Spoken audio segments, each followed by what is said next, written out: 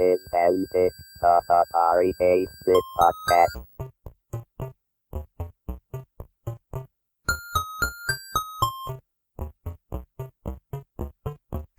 I put in figured something like about 40 hours or something to write a program, and before I decided to get rid of it, or get sick of it. This is an interview episode of Antic, the Atari 8-bit podcast. I'm Kevin Savitz. Stan Ockers started on the Kim 1 single-board computer, where he was co-author of The First Book of Kim with Jim Butterfield. He later got an Atari 400 and became a prolific author of public domain programs which were distributed by users groups and in Antic magazine. His game credits include Chicken, Frog, and Bats, all of which were published in early issues of Antic magazines. Some of his programs were also published in Page 6 magazine. This interview took place on March 10th, 2016. I guess it was 1976 that MOS Technology came out with a single-board computer, the Kim 1, and I got myself one, so I'm self-taught from that. And there was a group that started up, led by a guy in Ohio that had a newsletter, and I joined the newsletter. And a couple of us people, the guy that did the newsletter, and also Jim Butterfield from Toronto, and myself got together, and we decided to do a book on the Kim 1, the single-board computer. And I did most of the legwork on that. And then Jim supplied some programs. I supplied some programs. And I got the thing together, took it down to a printer in a nearby town, and had 2,000 copies printed. And then I started mailing them out and taking in money. And so really my introduction to the 6502, the processor in that machine, was the Kim 1. So this was it was kind of a self-published book before self-publishing was a thing. Right. How did you sell it? I mean, how did you get the word out? Just basically from the newsletter. Mm-hmm. People would send in orders, and I would send the book out to them. And actually, Jim Butterfield, we ran out of copies, and Jim Butterfield talked Hayden Book Company into copying it and publishing it. So they took over from that point. And, but then I continued on after that single-board computer. I continued on because of the 6502 with the Atari, because that's the processor in the Atari. Mm-hmm. And Jim Butterfield continued on in the Commodore 64. So we went our separate ways. Right. And then I did the same thing. I found a newsletter up in Oregon, I guess, that did stuff on the Atari, and I started sending them in programs that I'd written on the Atari. I had a 400 at the time. So yeah, I was curious, because at the time I think you were living in Lockport, Illinois, but you were doing a lot of your publishing through the Oregon Atari Computer Enthusiast Club. So right. That seems like kind of a long way off. It's just because I guess his name is Mike Dunn or some other published the newsletter. I was just following the same experience I'd had with Kim on the Atari line. Sure. So do you remember the first time you saw the Atari or heard about it, and why you thought that was the way to go over Jim's Commodore?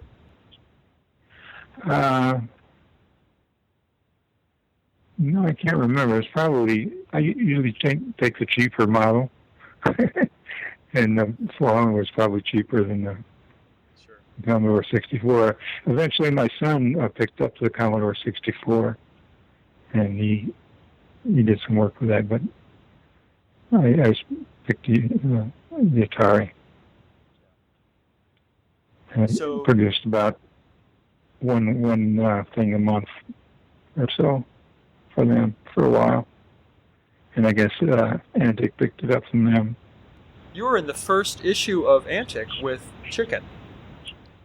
Yeah, I mean, it was a thin little magazine that nobody had ever heard of yet, and there you were, right out of the gate. Yeah. Yeah, I hadn't heard of Antic either. I didn't even know about it. So do you think they found you because of the Oregon newsletter? Yeah, I think so. And just republished it. Right. So how'd you learn BASIC? Were you self-taught? Were you out of a book? How did Self-taught. I guess I did some basic. I had a TRS 80 or something, a Radio Shack thing. And that had a BASIC in it, and I used it, I guess, to learn BASIC. And then 6502 machine language I learned from the Kim 1. Nice. So I noticed your first games, at least the ones that were in Antic, there was one called Chicken, and then there was one called Frog, and then there was one called Bats, and then there was one called Courting Crickets. I started to see a theme real early on. All these animal games. Yeah, well, they all essentially derived pretty much from the Frogger type game that Atari had. Little frog jumping over on the logs and things. Mm-hmm. And I never thought mine was very good. I think the best experience I had was writing these things because they taught me to appreciate other people's work. Yeah. How much work actually goes into it and how creative they were. And I didn't think I was very creative at all. But some people seem to enjoy it. A lot of people did, yeah. Yeah. It said in Antic that it was an interesting little bio on you from one issue. It said that Ockers resists all offers to return pro. He insists on keeping his games in the public domain, and he won't accept payment for them from the magazine. Can you talk about that? Well, I just didn't want to get. I had a regular job. I didn't want to have a second job where I had earning money and stuff like that. So I always appreciated the public domain concept and decided that everything I had, anybody could do with whatever they wanted to with it. So just always appealed to me. What were you doing in real life? What was your real job?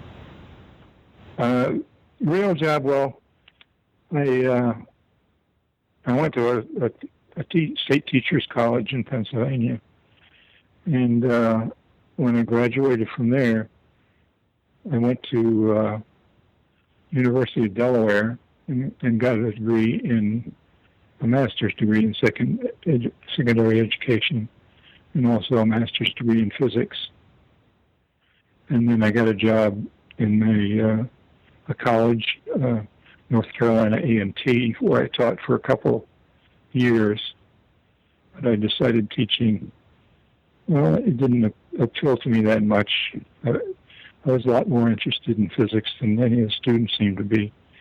So we had a guest speaker come in from Oregon National Laboratory, which is just outside Chicago, and give a seminar. So I asked him about employment up at the Oregon National Laboratory. And I flew up there, had an interview, and got a job up there. And I was there for 33 years. Wow. So that was my other occupation. Was as a scientific associate at Oregon National Laboratory. And are you retired now? Yes, I've been retired for since 2001. How do you keep yourself busy these days? Reading, and I don't do as much computer stuff as I used to. I got into the PIC processors and did a few items with PIC, but then never really got into it as deeply as I got into it with the Kim and the Atari. As far as publishing programs and stuff like that. Mm-hmm. So, yeah, I have this list of all these games you made, and I'm wondering if there's any stories or any thoughts you have on any of them. I can list some of them, or maybe you just want to tell me any that stick in your mind as particularly interesting or challenging or anything.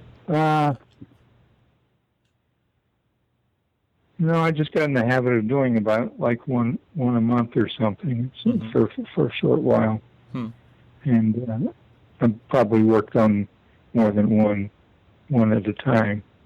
But I put in I figured something like about 40 hours or something to write a program, and before I was satisfied to get rid of it, or get sick of it, and then went ahead and published it, but there's nothing special about them. As I say, probably I'll run off copies of some stuff other people have done, and other people have probably done it a lot better than I did.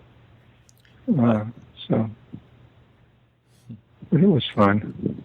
It was enjoyable. Good.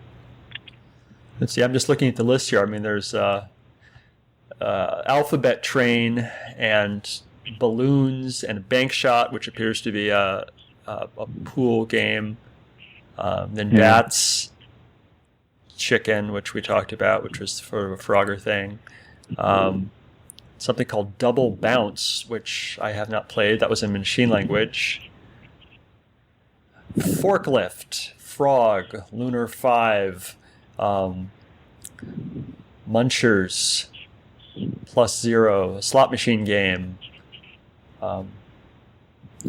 Wild West. I mean, just the list just goes on and on. You were prolific there for a while. Yeah, couldn't remember there's that many of them. I just got used to doing one a month, so I did that for a year or so, I guess. Yeah.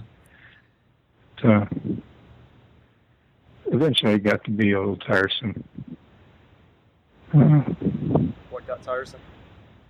Yeah, having to produce one, not really having to, but producing one a month. So I eventually gave it up. But it was fun while it lasted. Did you remember getting any feedback from the world? Any fan mail or people going, "Oh, you wrote a game," that I love that game or anything? Oh, they say, "You're that Stan Ockers." Oh, that's about all I got. Nice. I used to go to the Chicago area computer society meeting in Chicago and take my little Kim down there and run into other guys that had Kims and we'd exchange programs and stuff. That was fun. You said you started off on Atari 400, and that was kind of a painful keyboard to do a lot of programming on. Did you eventually upgrade to a different machine? I got an 800 after a while, yeah. Mm-hmm. And floppy disk drive, I assume? You weren't doing this all on cassette? No, I was doing it all on cassette. Really? Wow. I think I did get a floppy after a while.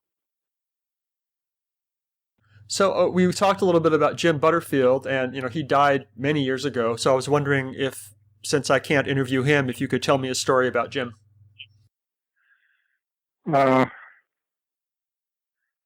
when the three of us got together to do the book, Eric Reinke lived someplace in Ohio, Jim lived in Toronto and I was living in Lockport. So I had to go out. I went out east, I guess.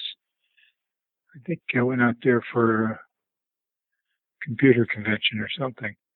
But I stopped there with, and Jim came down from Toronto and we stayed at Rinky's place overnight.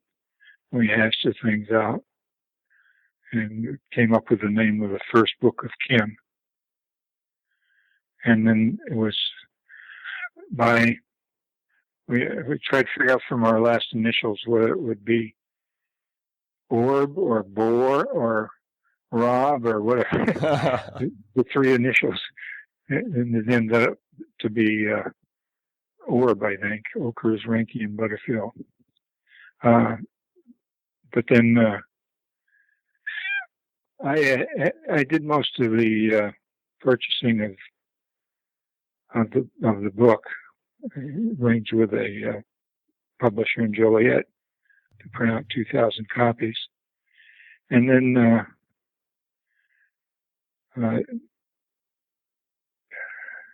started mailing them out. And my first wife died during that period, and I had to take my son. I took my son down here to Florida to stay with my mother and sister for the summer. And when I got back home, the neighbor kids had burnt out my garage, and it was about half the books were in there in the garage and half in the house. So we lost a lot of books there. I started selling even the older copies. If just a page or so was burnt a little bit, and take off a couple bucks or something. But when I finished those, getting down toward the end, Jim suggested that we go to a publisher and try to get them to take it over. And Hayden took it over. And Hayden sold more books in one day, I think, than I'd sold in the half year or so that I was sending the books out. So that was the way to go. And Yes. And then I lost touch with Jim and Eric, and I just read where he died in 2006. Yeah. But yeah, Jim was a nice guy. And he was a sharp guy. He knew what he was doing. As opposed to me, I didn't know what I was doing most of the time. Just muddled my way through it. If you could send a message to the Atari computer users that still exist, and you can right now, what would you tell them?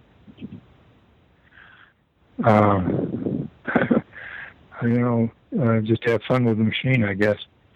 I gave mine over to some guy that came through as doing a history of the Kim1 or something. I gave my Kim1 to him, and gave the other computers that I had away to the Goodwill or something. So I'm sort of out of the business now. Sure. Get it. Well, I think I have what I need. Thank you so much, Dan. I appreciate your time. Okay. Thank you, Kevin.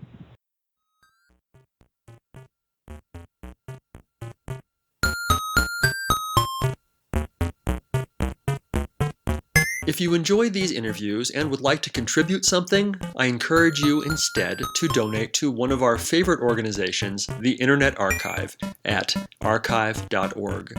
The Internet Archive is a nonprofit digital library with the stated mission of universal access to all knowledge. They've done incredible things to preserve computer history, including hosting thousands of programs in an in-browser Atari emulator, creating the Wayback Machine, and offering full-page scans of countless Atari computer books and magazines. Make your tax-deductible contribution at archive.org/donate.